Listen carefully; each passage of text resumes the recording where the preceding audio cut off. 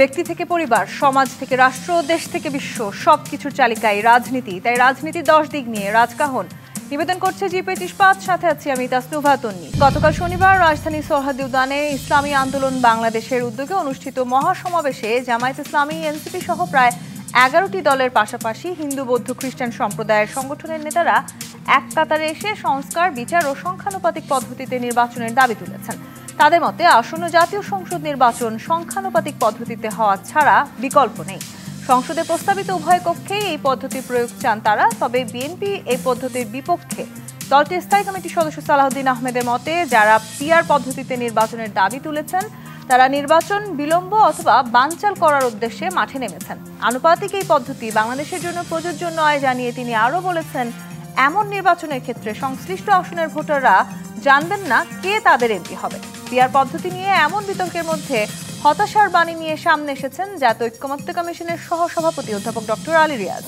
গত 7 দিনে রাজনৈতিক দলগুলোর সাথে নানা বিষয়ে অগ্রগতি হলেও তা আশাব্যঞ্জক অগ্রগতির জায়গা থেকে নাকি এখনো খানিকটা পিছিয়ে বলেছেন তিনি। যেভাবে দিন দিন দলগুলোতে দূরত্ব বাড়ছে তাতে ঐক্যমত্য কমিশন কি আদৌ পারবে ঐক্যমত্যে পৌঁছাতে? আর পিআর পদ্ধতি ঘিরে বিএনপি নির্বাচন নিয়ে সংশয়ের যৌক্তিকতাই বা কতটুকু? এছাড়া আনুপাতিক পদ্ধতিতে ঐক্যমত্য না হলে আগামী ফেব্রুয়ারিতে নির্বাচন করা কি আদৌ সম্ভব? এসব নিয়ে রাজকাহনের আজকের আলোচনায় স্টুডিওতে আছেন বিএনপির সাবেক সংসদ সদস্য অ্যাডভোকেট সৈয়দা আসিফা আশরাফি পাপিয়া, আছেন সিপিবির কেন্দ্রীয় কমিটির সম্পাদক অ্যাডভোকেট হাসান তারিক চৌধুরী এবং আছেন জাতীয় নাগরিক পার্টির যুগ্ম সদস্য সচিব আলাউদ্দিন মোহাম্মদ। স্বাগত জানাচ্ছি আজকের রাজকাহনে। আলাউদ্দিন মোহাম্মদ, আপনাকে দিয়ে শুরু করি। নির্বাচন নিয়ে বিএনপি নতুন করে সংশয় প্রকাশ করেছে এবং গতকালকের যে সমাবেশ, সেই সমাবেশে আমরা দেখেছি ইসলামী জোটের সাথে মহাসমাবেশে সেখানে জামায়াত ইসলামীর সাথে অন্যান্য যে রাজনৈতিক দলগুলো ছিল সেখানে এনসিপিও অংশগ্রহণ করেছে এবং আপনারাও ভীষণ সুস্পষ্টভাবেই পিআর পদ্ধতিতে নির্বাচন চান সেটি উল্লেখ করেছেন। সেই পিআর পদ্ধতিতে নির্বাচন, সেটিকে কিন্তু বিএনপি এক ধরনের ষড়যন্ত্রের পার্ট হিসেবে দেখছে। তার মানে আসলে আপনারা কি নির্বাচনকে পিছিয়ে দিতে চাইছেন? আপনারা তো 300 আসনে জয়ী হবেন এটিও দাবি করেছেন। ধন্যবাদ। আপনার মাধ্যমে আমার সহবক্তারা যারা উপস্থিত আছেন তাদেরকে শুভেচ্ছা জানাচ্ছি এবং যারা দর্শক দেখছেন। মূলত গতকাল যে সমাবেশটি ঘটেছে সে সমাবেশে আমরা দেখেছি যে বিএনপির বাইরের যে দলগুলো আছে তাদের সবার একটা ঐক্যমত্য সেখানে দেখা গিয়েছে। কিন্তু একটা তথ্যগত জায়গায় আমরা যেটা বলতে পারি, আপনি গোটা সমাবেশ হয়েছে মনে হচ্ছে যে পিআর পদ্ধতিকে প্রমোট করা অথবা এই পদ্ধতিতে সবাই একমত এই জিনিসটাকে এস্টাবলিশ করার জন্য। কিন্তু সেখানে আমাদের সম্মানিত সদস্য সচিব আক্তার হোসেন যে বক্তব্য দিয়েছেন তিনি সুস্পষ্টভাবে উল্লেখ করেছেন জাতীয় নাগরিক পার্টি উচ্চ কক্ষে সংখ্যানুপাতিক ভিত্তিতে নির্বাচন চায়।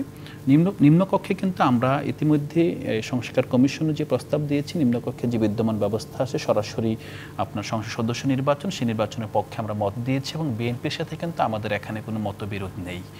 পাশাপাশি এখানে আরেকটা বিষয় যেটা আমরা দেখছি যে বিএনপির পক্ষ থেকেই গতকাল এবং আজকে সুস্পষ্টভাবে বলা হচ্ছে যে বিএনপিকে এমন একটা সমাবেশে না রেখে তারা একটা আলাদা জোট করেছেন, যে জোটটা মূলত সংস্কার যে প্রক্রিয়া সেই প্রক্রিয়াটাকে আরও প্রলম্বিত করার চেষ্টা করছে। তো বিএনপির যে নির্বাচনের সংশয় আমার মনে হয় যে প্রধান উপদেষ্টার দীর্ঘদিন ধরে যেই কমিটমেন্ট ডিসেম্বর থেকে জুন, তারপর ঈদের আগে যে উনি কমিটমেন্ট দিয়েছেন এপ্রিলে নির্বাচন হবে, পাশাপাশি পরবর্তীতে আমরা লন্ডন বৈঠকে দেখেছি যে সব প্রস্তুতি থাকলে ফেব্রুয়ারিতে নির্বাচন হতে পারে। আশ্বাসের পর আমার মনে হয় না যে এখানে সংশয়ের কোনো অবকাশ আছে। কিন্তু আপনাদের নেতা আক্তার হোসেন এটিও বলেছেন ঐক্যমত্য কমিশনের আলোচনা সংস্কার নিয়ে দর কষাকষি হচ্ছে। কাদের সাথে দর কষাকষি করছেন? ঐক্যমত্য কমিশনে মূলত দলগুলোর মধ্যে আপনার যার যার অবস্থান থেকে সবাই ছাড় দিয়ে একটা ঐক্যমত্যের দিকে আসছে সেটা আমরা দেখতে পাচ্ছি। তো যেমন আপনি যদি দেখেন 70 অনুচ্ছেদে কিন্তু একটা মোটামুটি ঐক্যমত্য তৈরি হয়েছে। নারী যে আসন, সেই আসনগুলোতে সরাসরি ভোটের দাবি আমাদের পক্ষ থেকে ছিল, কিন্তু যেহেতু এখন পর্যন্ত কোনো এস্টাবলিশড ফর্মুলায় কেউ একমত হতে পারেনি, সেক্ষেত্রে মনে হচ্ছে যে এনসিপিও তাদের দাবিটার জায়গা থেকে তারা কোনো আপনার শক্ত অবস্থানে যাচ্ছে না। কারণ আমরা দেখছি যে এখানে আমাদের কাছে এমন কোনো ফর্মুলা নেই যে ফর্মুলায় সবাই গ্রহণযোগ্য প্রক্রিয়ায় সরাসরি সংসদে নারীকে নির্বাচিত করা যায়। পাশাপাশি ঐক্যমত্য কমিশনও তেমন কোনো আসলে গ্রহণযোগ্য ফর্মুলা দিতে পারে নাই। আর বিএনপির ক্ষেত্রে তো আমরা জানি যে বিএনপি যে অবস্থান নিয়েছে। আমরা একটা জায়গায় এখনও ক্লিয়ার যে যদি নিম্নকক্ষের আপনার যেই যারা পার্লামেন্টেশন হবেন, সাংসদ হবেন, তাদের ভিত্তিতে যদি উচ্চকক্ষ করা হয় তখন আমরা দেখব যে উচ্চকক্ষটা মূলত নিম্নকক্ষের একটা রেপ্লিকা হবে, যেটা আসলে এত আপনার খরচ করে এত বড় আপনার সংস্কার করে যদি আমরা নিম্নকক্ষের একটা রেপ্লিকাই উচ্চকক্ষে পাই, তাহলে আসলে এটা আমার মনে হয় এটা একটা অপচয়, এবং আমরা যে মৌলিক সংস্কারের যে ক্ষমতার ভারসাম্যের এজেন্ডা এবং জাতীয় যেই বিষয়গুলো আমরা যেটা বলি সার্বভৌমত্ব, যুদ্ধ ঘোষণা, তারপর অন্যান্য দেশের সাথে যে চুক্তি, তারপর বাংলাদেশের যে স্ট্র্যাটেজিক রিসোর্সগুলোকে সংরক্ষণ করা, এগুলোর ক্ষেত্রে আমরা দেখি যে উচ্চকক্ষের ভূমিকাটা গুরুত্বপূর্ণ হতে পারে, যে ক্ষেত্রে আপনার সব দল এবং শুধু দলের বাইরেও যদি আমরা বলি যে বিএনপির কিন্তু 31 দফাতেই আছে রাষ্ট্র পরিচালনায় গুরুত্বপূর্ণ এমন অনেক ব্যক্তিবর্গ আছেন যারা সরাসরি জনগণের ভোটের মাধ্যমে নির্বাচিত হতে পারেন না, তাদেরকে গুরুত্ব বিবেচনায় কিন্তু উচ্চকক্ষে রাখার প্রস্তাব বিএনপি থেকে দেওয়া হয়েছে। তো সেক্ষেত্রে আমরা দেখি যে উচ্চকক্ষে আমরা আনুপাতিক হারে চাই, এটা আমরা এখনও স্পষ্ট, আগেও স্পষ্ট করেছি যে যে জায়গায় মনে হচ্ছে যে আসলে আপনার বিএনপির সাথে অন্যান্য দলগুলো বড় ধরনের আপনার ঐক্যে আসতে পারবে না, যেমন নারীর ক্ষেত্রে, তো সেক্ষেত্রে আমরা মনে করছি, আগেও বলছি যে আমরা একটা সবাই মিলে যদি একটা গ্রহণযোগ্য প্রক্রিয়া ব্যবস্থা করতে পারি। স্থানীয় সরকার নির্বাচনের দাবিও করেছেন আপনারা। স্থানীয় সরকার নির্বাচনের দাবিতে একটা বিষয় দেখেন, আমরা স্থানীয় সরকার নির্বাচনের দাবি আমরা প্রথম তুলেছিলাম, এই দাবিটার যথার্থতাও আছে, এখনো আমরা বলছি, কিন্তু আমাদের মূল জায়গাটা হলো এখন জুলাই মাস আগামী পরশু থেকে শুরু হচ্ছে। আপনি জানেন যে আমরা জুলাই ঘোষণাপত্রের দাবিতে বারবার রাস্তা নেমেছি, এখনও কিন্তু আমরা একটা জায়গায় আছি যে আপনি যে জুলাই সনদ দিবেন অথবা আপনি যে জুলাই চার্টারের কথা বলছেন, জুলাই চার্টারের যে রেফারেন্স পয়েন্ট হলো জুলাই ঘোষণাপত্র, যেটা গত বছরের 31 ডিসেম্বর আমরা ঘোষণার জন্য প্রস্তুত হওয়ার পর সরকার, আজকে নাহিদ ইসলাম বলেছেন যে সরকার ব্যর্থ হয়েছে, আপনারা নিজেরাই জুলাই চার্টার আমরা এই বিষয়টা আমরা বলছি যে গভর্নমেন্ট কিন্তু যে লাস্ট যে আন্দোলন হলো সেখানে 30 দিন সময় চেয়েছেন যে 30 কার্যদিবসের মধ্যে তারা জুলাই ঘোষণাপত্র দিবেন। 30 কার্যদিবস কিন্তু পার হয়ে আজকে 3য় কার্যদিবস চলছে। তো এই অবস্থায় গভর্নমেন্ট যেই কাজটা করছে, আমাদের বিষয়টা দেখেন, এখানে যদি বিশেষ কোনো দলের যদি এখানে আপত্তি থাকে, তো আপত্তির জায়গাটা ক্লিয়ার করা হোক যে এই জায়গা আমরা চেঞ্জ চাই। কিন্তু একটা গণঅভ্যুত্থানের মতো একটা ঘটনাকে আপনি এখন যেভাবে মবক্রেসি, মবের মাধ্যমে বারবার আপনি গণঅভ্যুত্থান ফিরতে আপনি গণঅভ্যুত্থানের ঘটনাগুলোকে মবের দিকে নিয়ে যাচ্ছে। আওয়ামী লীগের কাছে তো এটা শুরু, যেটা বলছি, আওয়ামী লীগের কাছে তো শুরু থেকে এটা মব ছিল, এটা গণঅভ্যুত্থান ছিল না। স্বাভাবিকভাবে ইন্ডিয়ার কাছে এটা মব ছিল, এটা গণঅভ্যুত্থান ছিল না, এখানে ছিল সন্ত্রাসবাদের উত্থান। ধীরে ধীরে আমরা দেখেছি যে যেই বিএনপি গণঅভ্যুত্থানের অংশ, আজকে বিএনপি দলীয়ভাবে স্টেটমেন্ট দিতে হচ্ছে যে মব বন্ধ করুন, এক কথা। কিন্তু আমরা বারবার আমরা যখন পিছনে ফিরতে গিয়ে আপনার লেজিটিমেট যে জনরোষ, জনগণের যে আন্দোলন, সে আন্দোলনকে আপনি 10 বছর পরে 5 বছর পরে মব হিসেবে ঘোষণা দিবেন না, এটার প্রমাণ কি? আমাদের এখানে অভ্যুত্থান চলা অবস্থায় আমরা এখনো বলছি যে জুলাই ঘোষণাপত্র দিয়ে, জুলাই সনদ দিয়ে আপনি নির্বাচন ডিসেম্বরে করেন, আপনি জানুয়ারিতে করেন, ফেব্রুয়ারিতে করেন, উই হ্যাভ নো সে। আমরা নির্বাচন আমরা এখনো আপনি যেটা আসলে কোনোভাবে এখনো পর্যন্ত আপনারা আপনাদের অবস্থান থেকে খুব একটা ছাড় দিচ্ছেন না। না, আমরা অবশ্যই ছাড় দিয়েছি, আমরা ছাড় দিয়েছি বলেই কিন্তু আমরা 31 ডিসেম্বর ঘোষণা দেইনি। আমরা কিন্তু ঘোষণার জন্য সব প্রস্তুতি থাকা সত্ত্বেও আমরা সেখানে একটা সমাবেশ করে আমরা কিন্তু ফিরে এসেছি। আপনারা এই সরকারকে ব্যর্থ বলেছেন। অ্যাডভোকেট হাসান তারিক চৌধুরী, সংস্কার নিয়ে দ্বিমত বাড়ছে, খোদ আসলে আলী রিয়াজও আজকে এই কথাটি বলেছেন। তারা যথেষ্ট, তার গলায় আজকে আমরা দেখেছি যথেষ্ট হতাশার সুর ছিল। এই যে আসলে আমরা ঐক্যমতে পৌঁছানোর চেষ্টা করছি, সেই ঐক্যমতে পৌঁছানোর জায়গাটিতে বিএনপির মতো বড় রাজনৈতিক দল তারাও খানিকটা ছাড় দিয়েছে, এনসিপিও কিছু ক্ষেত্রে ছাড় দিয়েছে। কিন্তু এরপরেও আসলে আপনি কি মনে করছেন রাজনৈতিক দলগুলোর মধ্যে এখন আসলে যে দ্বিধা বিভক্তি আছে, সেই বিভক্তিকে সামনে রেখে আমরা ফেব্রুয়ারিতে নির্বাচন করতে পারবো? ধন্যবাদ, এবং আপনার মাধ্যমে রাজকাহনের সমস্ত দর্শক ও আমার সহ আলোচকদেরকে শুভেচ্ছা। দেখেন, আসলে গণঅভ্যুত্থানের অংশীজন হিসাবে আমাদের দল কমিউনিস্ট পার্টি বরাবরই যে কথাটি বলেছে যে রাষ্ট্র যাতে স্বৈরাচারী না হয়ে উঠতে পারে, তার সংস্কারের দাবি কিন্তু খুব নতুন দাবি না, এটা দীর্ঘদিনের দাবি। বিএনপি যারা দীর্ঘদিন আন্দোলনে ছিল, আমরা যারা দীর্ঘদিন আন্দোলন করেছি, আমরা কিন্তু বহু আগে থেকেই রাষ্ট্র সংস্কারের দাবিটি উত্থাপন করেছি। এবং যে কারণে আমরা বলেছি যে শুধুমাত্র একটি সনদ বা একটা ঘোষণা দিয়েই কিন্তু সব কিছু হয় না, এটা দলের মধ্যকার প্র্যাকটিসেরও ব্যাপার।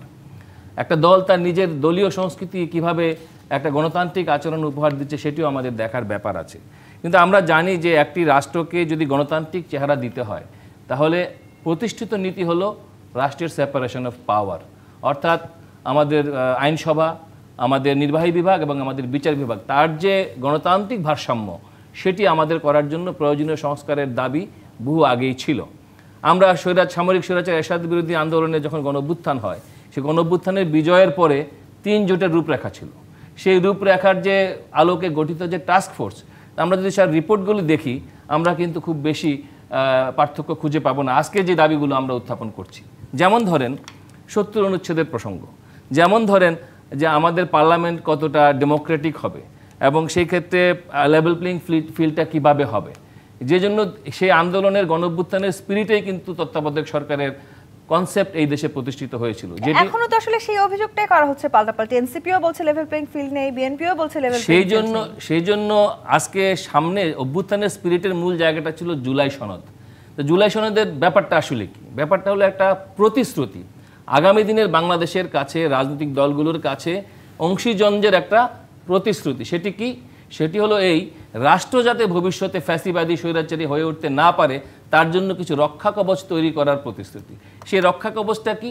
সেটি এখন মোটা দাগে হতে পারে, একেবারে ডিটেইলে এখন কিন্তু করা সম্ভব না। যখনই আমি ডিটেইলে যাব তখনই কিন্তু মতপার্থক্যের জায়গাগুলো চলে আসবে। যেমন ধরেন উচ্চকক্ষের নিয়োগ পদ্ধতি, উচ্চকক্ষ গঠন পদ্ধতিটা কেমন হবে, এটা নিয়ে আন্দোলনে অংশগ্রহণকারী দলগুলোর এক একজনের এক এক মত থাকতে পারে।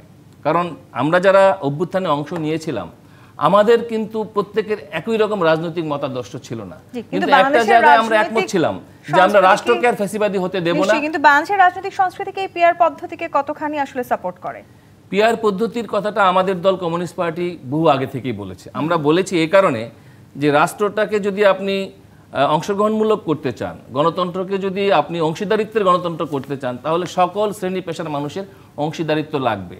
এবং সেজন্য আমাদের দেশে এখনকার যে ইলেকশন সিস্টেম, এই সিস্টেমটাই ধীরে ধীরে প্র্যাকটিসের মধ্য দিয়ে একটা করাপ্ট জায়গায় চলে গেছে। যেমন ধরেন নির্বাচনী ব্যয়ের প্রশ্ন যদি আমরা ধরি, নির্বাচনের সময়ে শাসক দলের নিরপেক্ষতার প্রশ্ন যদি আমরা ধরি, এই সমস্ত কারণে আমরা মনে করেছি যে এই জায়গাটায় গণতন্ত্রকে প্রাতিষ্ঠানিক রূপ দিতে হলে পরে সংখ্যানুপাতিক প্রতিনিধিত্ব, যেটাকে আমরা প্রপোর্শনাল রিপ্রেজেন্টেশন সিস্টেম বলি, সেটা পৃথিবীর অনেক উন্নত দেশে আছে। সেটা হলে কি হবে, সমাজের যারা মাইনরিটি গোষ্ঠী তাদের ভয়েসও কিন্তু পার্লামেন্টে আপনার আসবে, কিন্তু সিঙ্গেল মেজরিটিতে তারা হয়তো বা তারা পার্লামেন্টে তাদের ভয়েস রেজ করতে পারবে না। আমি একটু অ্যাডভোকেট সৈয়দ আসিফ আশরাফের পাপিয়া আপনার কাছে আসতে চাই। বিএনপিকে ক্ষমতায় যাওয়ার গ্যারান্টি কে দিয়েছে, এই প্রশ্নটি করেছিলেন ইসলামী আন্দোলন বাংলাদেশের সিনিয়র নায়েবে আমির। একটু আমিও জানতে চাই আসলে বিএনপি কি একেবারে ক্ষমতায় যাওয়ার গ্যারান্টি পেয়ে গেছে, সে কারণে দ্রুততম সময় নির্বাচন চাই, এই কথাটা কি সত্যি? দ্রুততম সময়ে নির্বাচন চাওয়ার অর্থই আমি ক্ষমতায় যাব এটা কিন্তু নয়। বিএনপির আজ পর্যন্ত কোনো দায়িত্বশীল ব্যক্তি আমি ক্ষমতায় চলে যাব, সরকার গঠন করব, এই ধরনের কোনো কথা স্পষ্ট। সুষ্ঠু নির্বাচন হলে বিএনপি ক্ষমতায় যাবে, এটি বারবার বলেছে বিএনপি নেতারা। সেটা সুষ্ঠু নির্বাচন, হ্যাঁ, তো নির্বাচন সুষ্ঠু হলে জনগণের মতামত প্রতিফলনের একটা জায়গা, তো জনগণের মতামতের প্রতিফলনের জায়গা হিসেবে আমার প্রত্যাশা থাকতে পারে, কিন্তু আমার রাজনৈতিক ঘোষণা তো থাকতে পারে না। প্রথমত এই ঘোষণা আমাদের নাইও।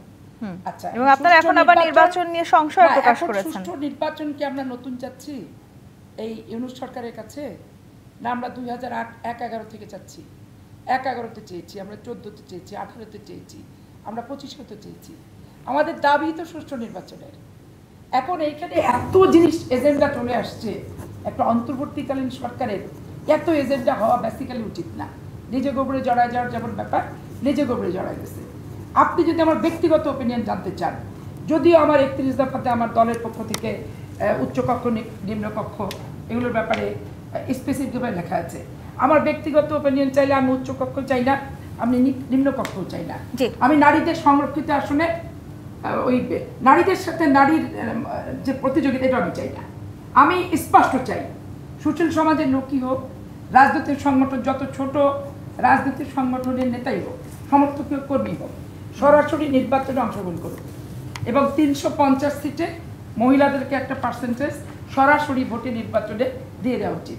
নারীর সাথে নারী করবে, নারীটা সংরক্ষিত থাকবে, আজকে এক আসনে করবে, পরের বার আর এক আসনে করবে। এত ওই ভাইস চেয়ারম্যান আর ওই মহিলা কমিশনারের যে তুগলুকি, পুরুষরা করবে একটা ওয়ার্ডে, নারীরা করবে 3টা ওয়ার্ডে, কেন?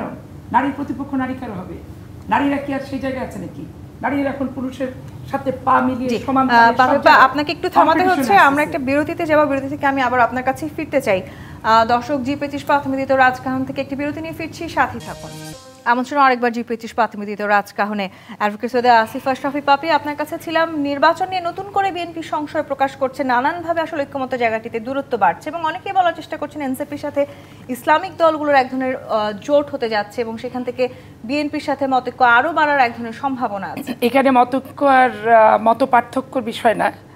এনসিপির সাথে ইসলামিক দলগুলোর জোটের ব্যাপারটা এটা সরকার নিজেই নিয়ন্ত্রণ করছে এবং তাদেরই প্রস্তুতি আছে একটা, যেভাবে এভাবে না হলে আলটিমেটলি এভাবে হবে, এরকম একটা ব্যাপার। এনসিপি কেউ সরকার নিয়ন্ত্রণ করছে, এনসিপি সরকার নিয়ন্ত্রণ করছে, সরকারকেও এনসিপি নিয়ন্ত্রণ করছে, উভয়কে নিয়ন্ত্রণ করছে। এবং এই সরকারের যে সংগঠন করার আগেই কিন্তু ডক্টর ইউনূস সাহেব বক্তৃতাতে বলেও ফেলেছে যে বাংলাদেশের রাজনৈতিক নতুন সংগঠন আসছেন, আস্তে আস্তে দল সম্পর্কে বলে ফেলেছে। যাই হোক, সেটা ভিন্ন বিষয়। নির্বাচন নিয়ে সংশয় বাংলাদেশের মানুষের ১-১১ থেকে শুরু করে অদ্যাবধি আছে, এটা বিএনপির একার সংশয় না। তো ভোটারদের সংশয় আমাদের সবার সংশয়, যতক্ষণ নির্বাচন না হবে সংশয় কাটবে না। এখন তো আপনাদের মূল সংশয়টা পিআর পদ্ধতিকে ঘিরে। পিআর পদ্ধতিকে ঘিরে সমস্যা একবার বলছেন যে মেয়াদ নিয়ে সমস্যা যে প্রধানমন্ত্রী 2 মেয়াদে থাকবেন, 1 মেয়াদে থাকবে, সমস্যা মনে করলে সবগুলো সমস্যা। কিন্তু আলোচনার টেবিলে যখন আপনি বাংলাদেশের সার্বিক তৃণমূলের অবস্থাটা বুঝে যখন আলোচনায় অংশগ্রহণ করবেন, এটা তখন সমাধান হতে বাধ্য। যেমন মহিলাদের ব্যাপারটা, মহিলাদের পার্লামেন্টে সংরক্ষিত আসন, এটা অপমানজনক, অসম্মানজনক প্রথমত। দ্বিতীয়ত, আপনি ভাইস চেয়ারম্যান মহিলা নির্বাচিত, আপনি পুরুষ ভাইস চেয়ারম্যান উপজেলাতে নির্বাচিত, চেয়ারম্যান নির্বাচিত, একই ভোটারের একই এলাকা, কিন্তু আপনি কর্মক্ষেত্রে যে দেখবেন মহিলা ভাইস চেয়ারম্যানকে ঠুটো জগন্নাথ হিসেবে বসায় রাখা হচ্ছে। মহিলা আপনার ইউনিয়ন পরিষদের 3টা করে মহিলা কমিশনার, মহিলা মেম্বার আছে, একটা পুরুষ মেম্বার একটা ওয়ার্ডে ভোট করতেছে, একটা মহিলা মেম্বারকে 3টা ওয়ার্ড দিয়ে তাকে ভোট করাচ্ছে, মহিলাদের সাথে মহিলাদের। কিন্তু একটা ওয়ার্ডে ভোট করা নির্বাচিত পুরুষ মেম্বারের যা কাজের এখতিয়ার, 3টা ওয়ার্ড নিয়ে নির্বাচিত ওই মহিলা মেম্বারটার কাজের ক্ষেত্র পরিধি কোনো প্রকার ক্ষেত্রই কিন্তু নাই, কোনো প্রকার সুযোগ সুবিধাই কিন্তু আপনার নাই। তারপরে আপনি সংরক্ষিত আসন মহিলার সাথে মহিলা করবেন কেন? টোটাল যে সিট আছে, এটা আমার ব্যক্তিগত ওপিনিয়ন আমি বলছি, টোটাল 350 সিটে আপনি নমিনেশন বাধ্যতামূলক করে দেন যে মেয়েদেরকে এত % নমিনেশন, 20% কি 25%, না পারলে 10%, সর্বনিম্ন 5, দলের অবস্থান মাফিক দিতে হবে। দিয়ে দিলে সরাসরি পুরুষের সাথে যুদ্ধ করে তারা জিতবে। এত সংরক্ষিত, এত মেয়েদের জন্য আলাদা করে পুতুল বানানোর, অলংকার বানানোর যে প্রক্রিয়া, এই প্রক্রিয়ার সাথে আমি একমত ব্যক্তিগতভাবে না। কারণ মেয়েদের মিছিল করছে পুরুষের সাথে পা মিলায়, যুদ্ধ করছে পুরুষের সাথে পা মিলায়, গুলি খাচ্ছে পুরুষের সাথে পা মিলায়, জেল খাচ্ছে পুরুষের সাথে পা মিলায়, আর ভোট করতে গেলে সংরক্ষিত আসন কেন? এটা তো ঠিক না, এটা অপমানজনক। আমি বুঝলাম না নারী সংগঠনগুলো এইটা নিয়ে তারা কেন আলোচনা করছে না। সংরক্ষিত এমপি একটা অলংকারের বিরুদ্ধে প্রতিবাদটা কেন আসছে না, এখানেও আমার বোধগম্য না। এখন বাংলাদেশের আপনি একটা অন্তর্বর্তীকালীন সরকারের এজেন্ডাটা যত সংক্ষিপ্ত হবে ততই কিন্তু ভালো। এখন সংক্ষিপ্ত হওয়ার ক্ষেত্রে কিছু কিছু বাধা আছে। বাধাটা কি? ভাই যেটা বললেন, রাষ্ট্রীয় সন্ত্রাস চিরতরে বন্ধ করতে হবে।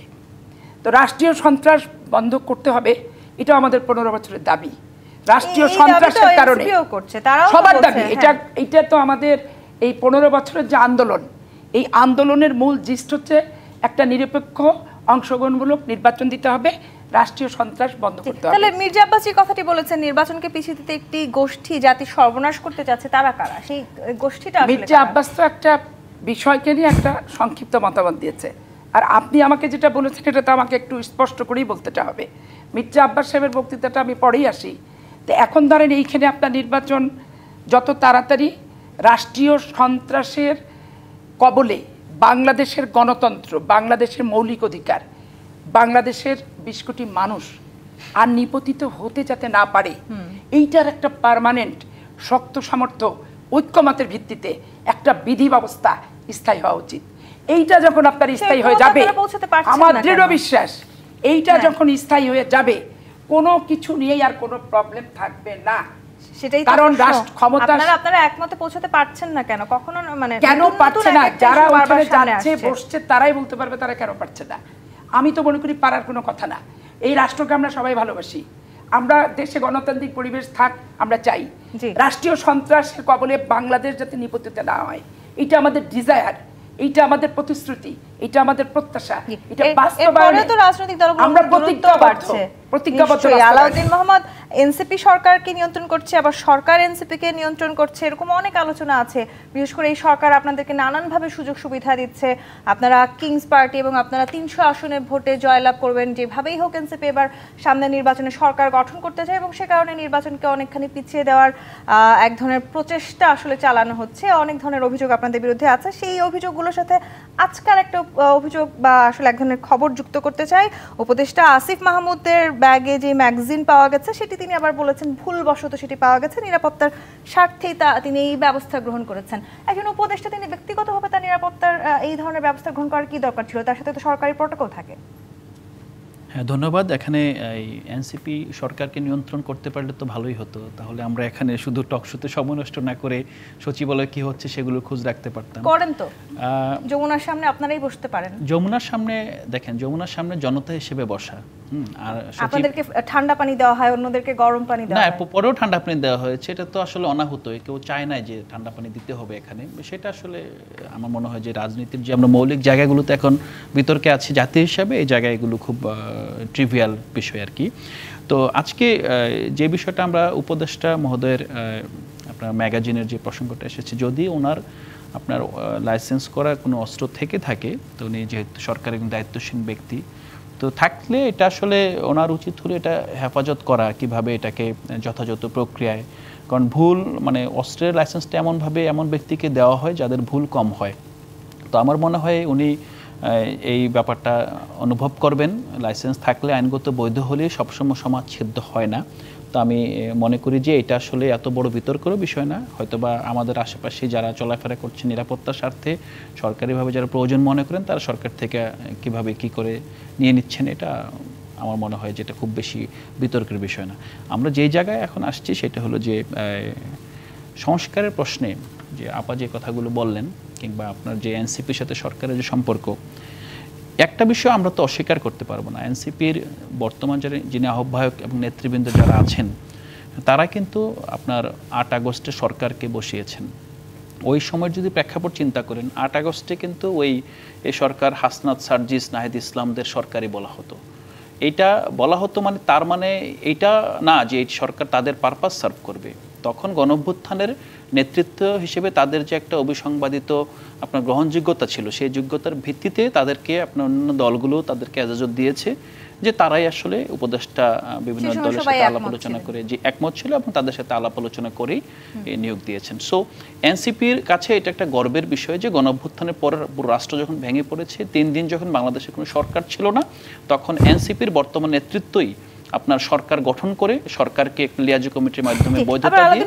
এখন আপনাদের সেই আস্থাটা কমে এসেছে। সার্জিস আলম বলেছেন যে একটা ভুল হয়ে গেছে, সেই সময় হয়তো বিপ্লবী সরকার গঠন করলেই ভালো হতো। না, সেটা তো আলাদা তর্কের বিষয়, বাট সেটা কিছু কিছু একমত আপনিও স্বীকার করবেন, কিন্তু বিদ্যমান বাস্তবতা ছিল না বলে তখন হয়নি। একটা বিষয় বুঝতে হবে যে এনসিপি এই গভর্নমেন্টের ক্ষেত্রে was the patron, government was the client. হ্যাঁ, এটা প্যাট্রন ক্লায়েন্ট রিলেশনশিপ। জনগণের পক্ষ থেকে এনসিপি পৃষ্ঠপোষকতার গভর্নমেন্টকে বসিয়েছে। কিন্তু আমরা এখন যে অভিযোগগুলো শুনি, যেমন এনসিপির কাছ থেকে সুযোগ সুবিধা মানে গভর্নমেন্টের কাছ থেকে সুযোগ সুবিধা নিচ্ছি কিংবা আদার্স ফ্যাসিলিটিস নিচ্ছি, আমার মনে হয় যে ঐতিহাসিক প্রেক্ষাপটে এনসিপির নেতৃত্ব তখনকার সরকারকে বসিয়েছে এবং সরকারকে বাংলাদেশকে একটি আপনার স্টেবিলিটির মধ্য দিয়ে এনে গণতান্ত্রিক ধারায়, ফেসিবাদ থেকে গণতন্ত্র উত্তরণের ধারায় নিয়ে এসেছে। সে ঐতিহাসিক ভূমিকার কাছে আমরা যেই বলি টেন্ডারবাজি বলেন, কিংবা আপনার উপদেষ্টার ব্যক্তিগত অস্ত্রের কথা, কিংবা আমরা যেই আপনি 300 আসনে জেতাই, এগুলো খুবই তুচ্ছ বিষয়।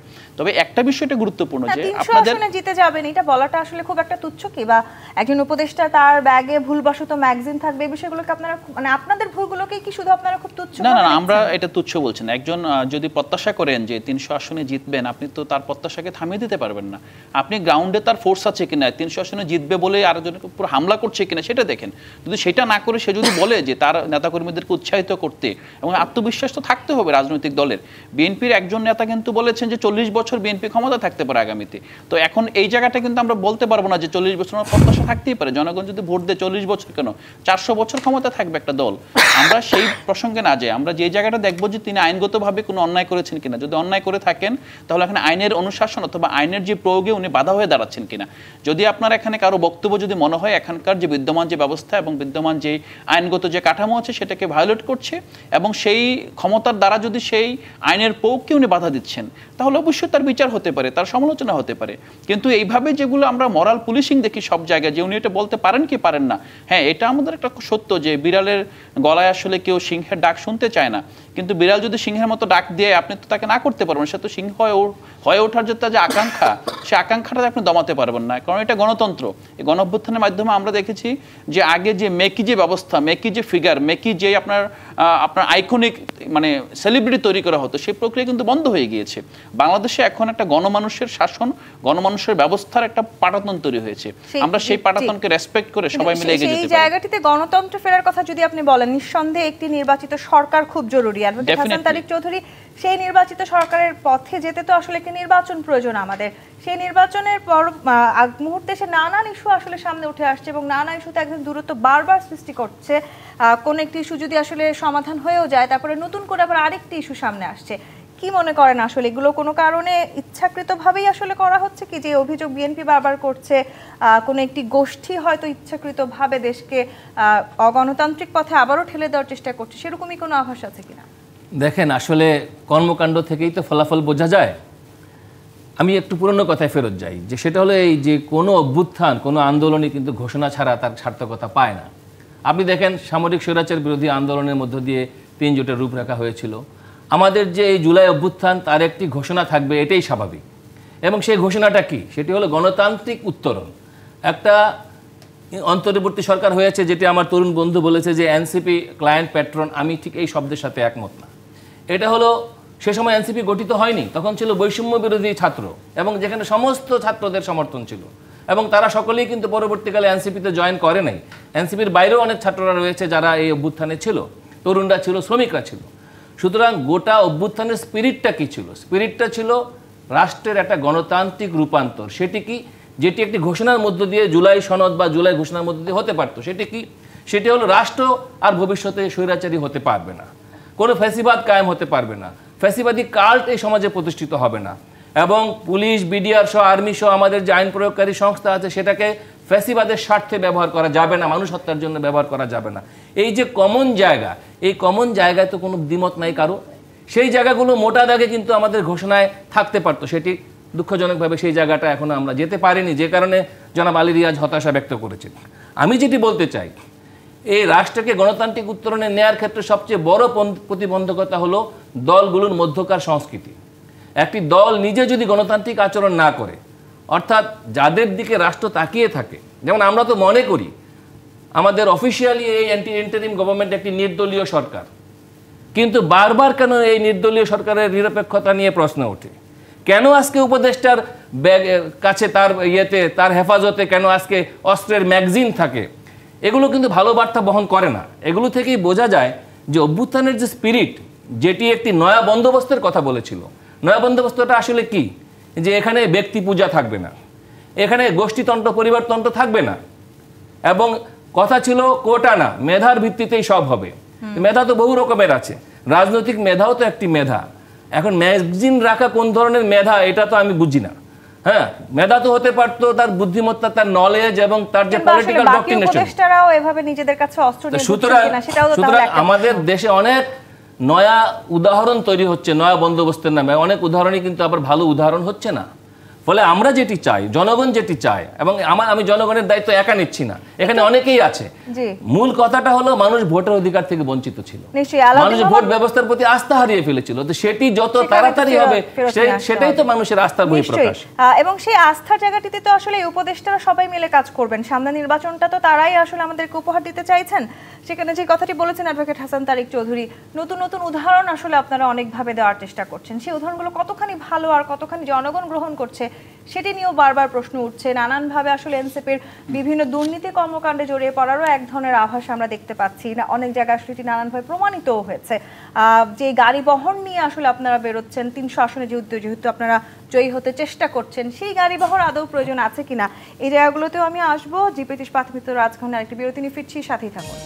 জি25 প্রাথমিক রাজখান দেখছেন। আলাউদ্দিন, আপনার কাছে প্রশ্ন রেখে বিরতিতে গিয়েছিলাম, যে অভিযোগ করছিলেন অ্যাডভোকেট হাসান তারিক চৌধুরী যে এনসিপি বা নতুন রাজনৈতিক দলগুলো অনেক ধরনের উদাহরণ দিচ্ছে, যে উদাহরণ আসলে সবগুলোই ভালো উদাহরণ নয়। এনসিপিকে নানানভাবে আসলে আমরা দেখছি নানান রকম কর্মকাণ্ডের সাথে জড়িয়ে পড়ছে, আপনাদের অনেকভাবে দুর্নীতির খবর আসছে। আজকে আসলে যে ঘটনাটি ঘটেছে, যে উপদেষ্টা তার ব্যাগে ম্যাগাজিন পাওয়া গেছে, সেটি নিয়েও তো আসলে অনেক প্রশ্ন আছে। আপনি বলছিলেন সেটি একটা তুচ্ছ বিষয়কে বড় করা হচ্ছে, কিন্তু ব্যক্তিগত আগ্নেয়াস্ত্র লাইসেন্স পেতে হলে আবেদনকারীকে কিছু নিয়ম শর্তাবলী পূরণ করতে হয়। তিনি সেই নিয়ম শর্তাবলী পূরণ করেছেন। সেখানে আসলে যে পরিমাণ, যদি আমি অর্থে জায়গাটাতে যাই, পুরোটা বড় করে পড়ছি না, কিন্তু সেই ব্যক্তিগতভাবে সেই আয়কর নথি দেখানোর মতন বেতনভুক্ত কর্মচারী কি তিনি রাষ্ট্রের? হ্যাঁ, প্রথমত যে বিষয়টা আমি বলছিলাম সেটা হলো যে একজন উপদেষ্টা রাষ্ট্রের আপনার সরকারের একটি অংশ, তো তার কর্মকাণ্ডের দায় অথবা কর্মকাণ্ডের ফিরিস্তি দেওয়ার জন্য আসলে আমার এনসিপির একজন দায়িত্বশীল হিসেবে ইটস নট মাই জব। কিন্তু আমি যে বিষয়টা বলেছিলাম, যদি উনি আইন প্রয়োগে কোথাও বাধা দিয়ে থাকেন, যদি রাষ্ট্রে কোনো আইনের ভায়োলেশন থাকে, বাধা দিয়ে থাকলে অবশ্যই নিন্দনীয়। আপনি যদি একটু মনে করে থাকেন, আমি বলেছি যে তার অস্ত্র তাকে দেওয়া হয় যার আসলে সেই ম্যাচুরিটি আছে, এবং সেই ম্যাচুরিটির জায়গায় যদি তার এখানে কোনো আইনের ব্যত্যয় ঘটে থাকে তাহলে আমার মনে হয় বয়সেরও একটা লিমিটেশন দেওয়া আছে স্বাভাবিকভাবে। তবে একটা বিষয় মাথায় রাখতে হবে যে গণঅভ্যুত্থানের যারা আপনার নেতৃত্বে ছিলেন, বিশেষ করে যারা শীর্ষ সমন্বয়কগণ, তারা কিন্তু কম বেশ সবাই নিরাপত্তাহীনতায় ভুগছে। আপনারা যদি দেখেন যে হাসনাত আব্দুল্লাহ যখন গাজীপুরে আক্রান্ত হলেন, নিজেদের ব্যক্তিগত অস্ত্র না আমি সেটা বলছি না, বাট এটা দরকার ছিল শুরুতেই যে অন্তত গণঅভ্যুত্থানের যে সরকারের উচিত ছিল তাদের নিরাপত্তার ব্যবস্থা জোরদার করা। যেহেতু বাংলাদেশের বর্তমান যে আইন শৃঙ্খলা পরিস্থিতি সব দিক দিয়ে অবনতির দিকে, এবং বিশেষ করে তারা অনেকের টার্গেটের মধ্যে আছেন। বাট আসিফ মাহমুদ কিভাবে অস্ত্র পেলেন, অস্ত্রের ম্যাগাজিন কিভাবে এয়ারপোর্টে গেলেন, আমি মনে করি উনি কিংবা ওনার দপ্তর সেই জবাব দিতে পারবেন, এবং উনি হয়তো বা দেশে ফিরে জবাব দিবেন। বাট সেটার জন্য এনসিপির মানে একজন দায়িত্বশীল হিসেবে সেই বিষয়ে ইয়ে করা আমার জন্য সময় নষ্ট করা, কারণ আমাকে সংগঠন করতে হবে। এই সংগঠনকে কিভাবে তৈরি করতে হয় বাংলাদেশের রাজনৈতিক প্রেক্ষাপটে, সেই বিষয়ে আমাকে ভাবতে হবে। আপনি যেটা বলছেন দুর্নীতির ব্যাপারে, আমরা এখন পর্যন্ত আপনার কেন্দ্রীয় নেতৃত্বের 7 জনকে শোকজ দিয়েছি এবং 2 জনকে অব্যাহতি দেওয়া হয়েছে, এবং স্পষ্ট দুর্নীতির অভিযোগ যাদের বিরুদ্ধে পাওয়া হয়েছে অব্যাহতি দেওয়া হয়েছে। ইভেন খুব লঘু পাপে গুরুদণ্ড দেওয়ার মতো ঘটনাও ঘটেছে সাম্প্রতিককালে, আপনারা হয়তো অবগত আছেন 2-1টা ঘটনা। তো এখন আমরা দেখতে হবে যে এইটার রেসপন্সটা কি। আমরা কি দুর্নীতিকে উৎসাহিত করছি, আমরা কি চাঁদাবাজিকে উৎসাহিত করছি, আমরা কি আসলে এ ধরনের যেই অপসংস্কৃতিতে জর্জরিত যে সমাজ, সেটার মধ্যে কি আমরা নতুন কিছু অ্যাড করছি কিনা? হ্যাঁ, তারেক ভাই যেটা বললেন যে অবশ্যই আমাদের এখানে এই পুরো সমাজের মধ্যে আপনি একটা কর্দমাক্ত রাস্তা হেঁটে যাবেন, আপনার জামা পুরোপুরি পরিষ্কার থাকবে তা কেউ বলতে পারবে না, কিছু ছিটা পড়বে। বাট বিষয়টা হলো কি, আমি কি আসলে পুরো জামাই কি সেটার মধ্যে নিমজ্জিত করছি কিনা? আমরা মনে করছি যে এখন পর্যন্ত আপনি আমাদের রেকর্ড ঘেটে দেখেন, যারা এই এনসিপি নেতৃত্বে আছেন এবং এনসিপি যেভাবে সংগঠন বিস্তৃত হচ্ছে, আমরা গ্যারান্টি দিয়ে বলতে পারি বাংলাদেশে একটা নতুন রাজনৈতিক সংস্কৃতি এনসিপির হাত ধরে এস্টাবলিশ হতে যাচ্ছে। এটা যত বড় হবে দল, তত এগুলো প্রতিভাত হবে। কিন্তু আপনি স্বাভাবিকভাবে প্রতিদিন আপনি 8টা-10টা করে ঘটনা ঘটলো, আপনি যদি পার্সেন্টেজ হিসাব করেন আপনি 1%-এরও নিচে আসবে। কিন্তু আমরা যেটা চাই শূন্যের দিকে নিয়ে যাওয়া, কিন্তু আসলে কি সম্ভব শূন্যের দিকে এই মুহূর্তে নিয়ে যাওয়ার মতো পরিস্থিতি কি আছে? আপনি বলেন যে গাড়ি বহর কিভাবে ইয়ে করেছে, আপনি যদি একটা জায়গায়, আমি গাড়ি ভরে পক্ষ না, আমি পদযাত্রা পক্ষে, আমি মানুষের কাছে হার্ট টু হার্ট রিলেশন করে মানুষের কাছে গিয়ে মানুষের আস্থা নেওয়ার পক্ষে। কিন্তু কোন নেতৃত্ব যদি কোনোভাবে আপনার তার এলাকাবাসী কিংবা তার যে রাজনৈতিক স্পন্সর থাকবে, হোয়াট এভার ধরেন, সে যদি আপনার রেন্টে কার থেকে 1 লক্ষ টাকা খরচ 10টা গাড়ি নিয়ে আপনার শোডাউন দেয়, আপনি তো সেটা তার জন্য অপরাধ না। এগুলোই তো আপনারা পরিবর্তন করতে চাইছেন, আমরা পরিবর্তন করতে চাচ্ছি। এটা কি আবার আপনারাই যদি সেই ধারা আমাদের অব্যাহত না, রাখেন? আপনি আপু বিষয় দেখেন যে 200 জন নেতৃত্বের ভিতরে আপনার 2 থেকে 5 জন হতে হবে এই কাজটা করেছে।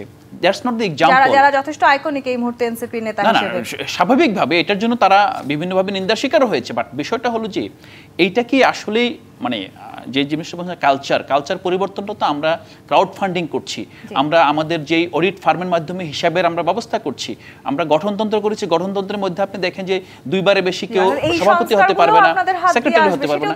এগুলো তো মৌলিক সংস্কার। আপনি যদি কসমেটিক সংস্কারের দিকে তাকান যে কে কিভাবে গেল, ধরেন এখন আমি তো আপনার অফিসে নিচে গাড়ি রেখে এসেছি, এই জায়গাগুলো যদি ধরেন তাহলে আপনি প্রশ্ন উঠাতে পারেন গাড়ির টাকা পেলো কোথায়। এখন টাকার উৎস অবশ্যই জবাবদিহি করতে হবে, কিন্তু এই জবাবদিহিতাটা এমন জায়গায় যাতে না যায় যেটা নিন্দার পর্যায়ে নিয়ে যায়। যে কেউ এখন ভাবে যে আমি অফিসে যাব কিভাবে, ভাড়াটা কিভাবে হলো, এটার জন্য জবাবদিহি করতে হবে।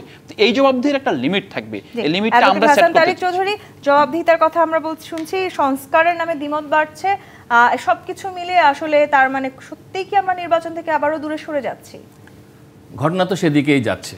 সেটা হলো এই যে আমরা নয়া বন্দোবস্তের কথা বলেছিলাম, নয়া বন্দোবস্তে চাঁদাবাজির সংস্কৃতি থাকবে না, নয়া বন্দোবস্তে ক্ষমতার অপব্যবহার থাকবে না, নয়া বন্দোবস্তে আজকে বাণিজ্য উপদেষ্টা পর্যন্ত স্বীকার করেছেন যে চাঁদাবাজির কারণে তিনি দ্রব্যমূল্য কমাতে পারছেন না। এবং নয়া বন্দোবস্তে আমরা আশা করেছিলাম যে একটা বৈষম্য বিরোধী আইনের প্রস্তাবনা, বৈষম্য বিরোধী ব্যবস্থার প্রস্তাবনা থাকবে, নারী পুরুষের বৈষম্য। আমরা বলেছি যে ধনী গরিবের যে অর্থনৈতিক বৈষম্য, সেই জায়গাগুলো সামনে আসার কথা ছিল। কিন্তু আমরা দেখলাম যে অন্তর্বর্তী সরকার আইন করে জিনিসপত্রের দাম বাড়ালেন অধ্যাদেশ করে, কিন্তু অধ্যাদেশ করে শ্রমিকদের ন্যূনতম মজুরি কিন্তু নির্ধারণ করতে পারলেন না। একটা কৃষি প্রধান দেশ, তার জন্য একটা কৃষি সংস্কার কমিশন হলো না। আমরা দেখলাম যে ছাত্ররা আন্দোলন করলো, তার জন্য একটা শিক্ষা সংস্কার কমিশন হলো না। তাহলে এই যে নয়া বন্দোবস্তটা আসলে কোথায়? আমরা দেখতে পাচ্ছি যে উচ্চ কক্ষের নিয়োগ প্রক্রিয়া, সাংবিধানিক প্রাতিষ্ঠানিক নিয়োগ কমিটি ইত্যাদির নামে একটা পদ্ধতিগত সংকটের মধ্যে আটকে ফেলা হচ্ছে। অর্থাৎ এই পদ্ধতিগত সংকট নিয়ে যত বিতর্ক বাড়বে, নির্বাচন তত পিছিয়ে যাবে, এবং নির্বাচন যত পিছিয়ে যাবে, আমাদের দেশে যারা মুক্তিযুদ্ধটাকে মাইনাস করতে চায়, যারা আসলে একটা দেশকে একটা অন্য ন্যারেটিভের মধ্যে নিয়ে যেতে চায়, প্রতিক্রিয়া ন্যারেটিভে নিয়ে যেতে চায়, পুরনো ন্যারেটিভে ফেরত নিতে চায়, তারা ভিন্ন মোড়কে তারা হাজির হচ্ছে। সেই জায়গাগুলো আমাদের অ্যাড্রেস করার ব্যাপার। আপনি দেখেন মুরাদনগরের ঘটনা দেখেন, যেটাতে আজকে সারা বাংলাদেশ ফুঁসে উঠেছে। কোথায় সেখানে আমাদের ভয়েস কোথায়? আমরা কিন্তু সেই ভয়েস দেখতে পাচ্ছি। নিশ্চয়ই এই যে ভিন্ন মোড়কে আসলে পুরনো জিনিসগুলো আবার ফেরত আসছে। অ্যাডভোকেট সৈয়দ আসিফ আশরাফি পাপিয়া, বিএনপি আসলেও সেটাই হবে, এরকম অনেক আশঙ্কা কিন্তু আছে। এনসিপিও সেই আশঙ্কা করছে, আবার এনসিপি নেতারা এটিও বলছেন তারাই সংসদে যাবেন, তারাই সরকার গঠন করবেন, কোনো সন্দেহ নেই। জনগণ যদি এনসিপিকে ভোট দেয় চলে যাবে সরকারের, কোনো সমস্যা না থাকলে। জামাতে ইসলামকে ভোট দিলে সেও চলে যাবে। ওই কিন্তু নির্বাচনটা ইসলামিক দলগুলো যারা চাচ্ছে তাদেরকে যদি জনগণ ভোট দিয়ে নির্বাচিত করা যাবে, জনগণ কাকে ভোট দিবে, কারা নির্বাচিত হবে, এটা তো সবাই সবার মতো করে বলছে। তো বলার ক্ষেত্রে তো আর বাধা দেওয়া যাবে না। আর কেউ যদি আকাশ কুসুম প্রত্যাশা করে, তার সেই ছিঁড়া কাঁথায় শুয়ে লক্ষ টাকার স্বপ্ন দেখাও আপনি আমি বিরত করতে পারবো না। এটা যার যার সীমারেখার রুচিবোধের ব্যাপার। তো তাদের মতো ভাবতে দেন। এখানে আমার স্পষ্ট কথা যে আসিফ মাহমুদ পিস্তলটা পেল কোথায়, কবে রেজিস্ট্রেশন করছে, এবং তার জনসমক্ষে সেটা সে উপস্থাপন করুক।